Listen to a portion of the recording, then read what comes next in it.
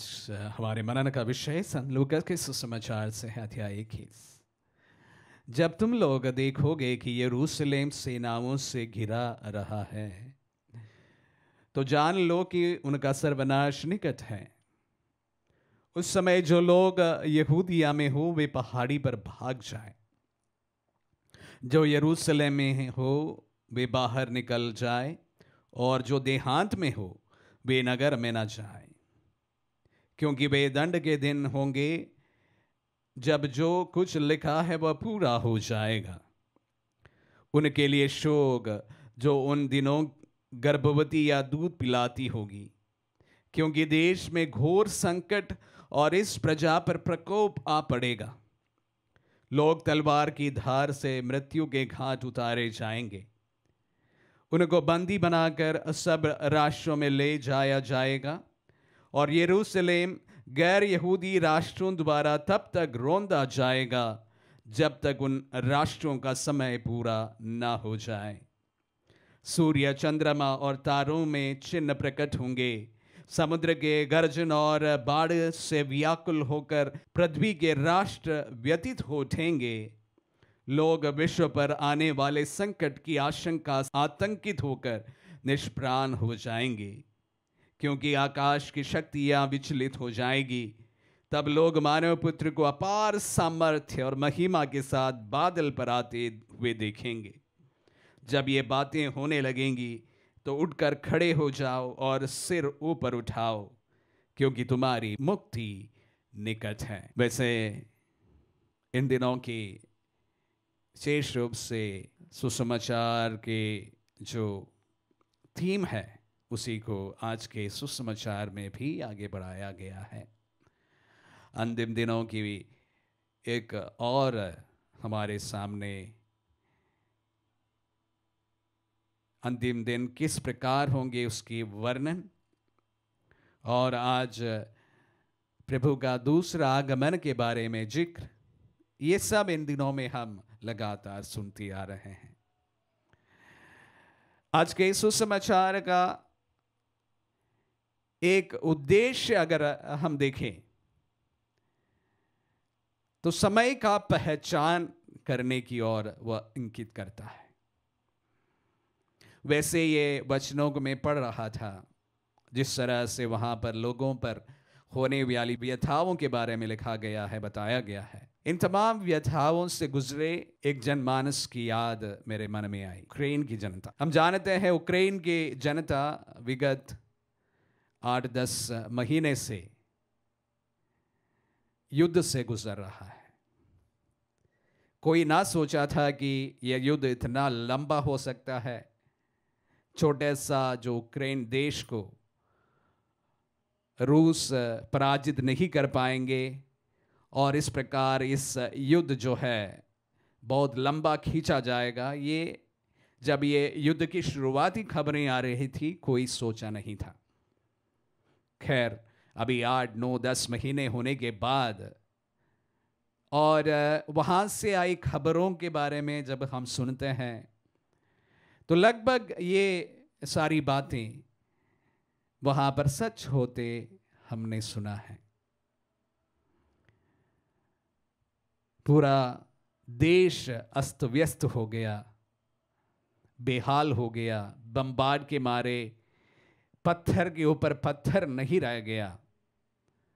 अकथनीय पीड़ाओं से यूक्रेन की जनता को गुजरना पड़ा, और विशेष रूप से वहाँ महिलाओं, बच्चों और विशेष रूप से प्रेग्नेंट लेडीज़ की जो व्यथा थी, लगभग आज के सुसमाचार के बारे में बताया गया है उसी प्रकार थी। और हजारों की संख्या में लोगों के मारे जाना, ये सारी बातें, ये सारी वारदातें जिस तरह से आज के सुसमाचार में वर्णन किया गया है, मुझे एकदम से यूक्रेन की उस जनता की व्यथा के बारे में याद आई। अकथनीय है, और शायद आप और मैं इसको ठीक तरह से समझ भी नहीं पाएंगे। लेकिन अगर आप यूक्रेन से आई खबरों को देखते हैं, पिक्चरों को देखते हैं, वीडियोस को देखते हैं, तो मैं जो बातें आप सबों के सामने रखी उसमें अतिशयोक्ति जरा भी आपको मालूम नहीं पड़ जाएगा। यथाकथित बातें हैं कि किस तरह एक अच्छा सा शहर, एक अच्छा सा देश को बर्बाद करने के लिए एक बड़ा देश तुला है। इसका पर्याय इस युद्ध में हमें देखने को मिलता है। खैर, मैं आप सबों के सामने एक छोटी सी बात रखना चाहूँगा। समय की पहचान करें। प्रभु के वचनों में कहा गया है हम सबको समय की पहचान करें। प्यारे भाई और बहनों, अगर हमारी भाषा में इसको और सरलता से समझने की कोशिश करें तो इसको कह सकते बी प्रूडेंट। समय की पहचान कौन करता है? अक्सर वही जो समझदार है, प्रूडेंट है।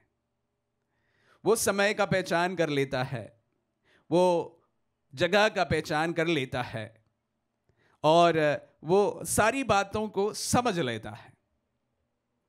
B prudent. प्रभु हम सब से यही कहना चाहते हैं, भले अंतिम दिन हमारे जीते ही ना आ पड़े,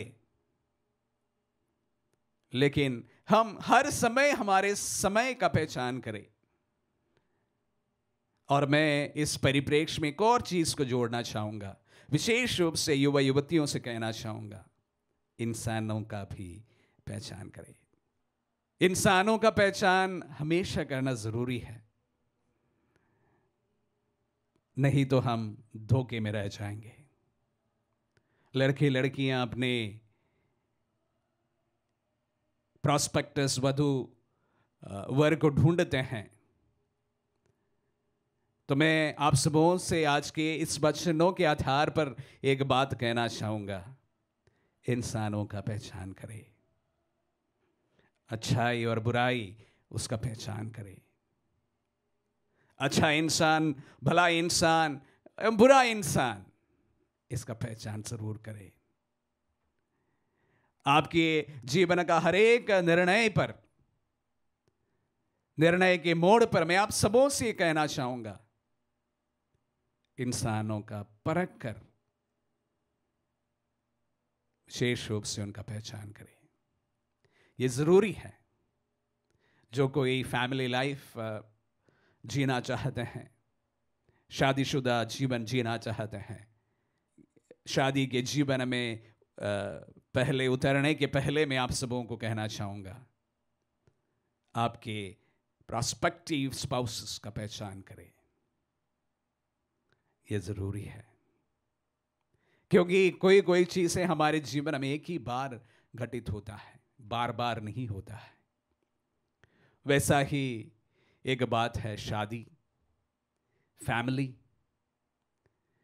और एक बार की जो गलती है वो बहुत भारी हमारे जीवन में पड़ सकते हैं। फिर से मैं दोहराना चाहूंगा, भले अंतिम दिनों की पहचान हमें करने की जरूरत पड़े या ना पड़े, लेकिन आप सभी को, विशेष रूप से जो मेरे वचनों को सुनने वाले युवा युवतियों को, आपको अपने जीवन में इंसानों का पहचान करना बहुत जरूरी है।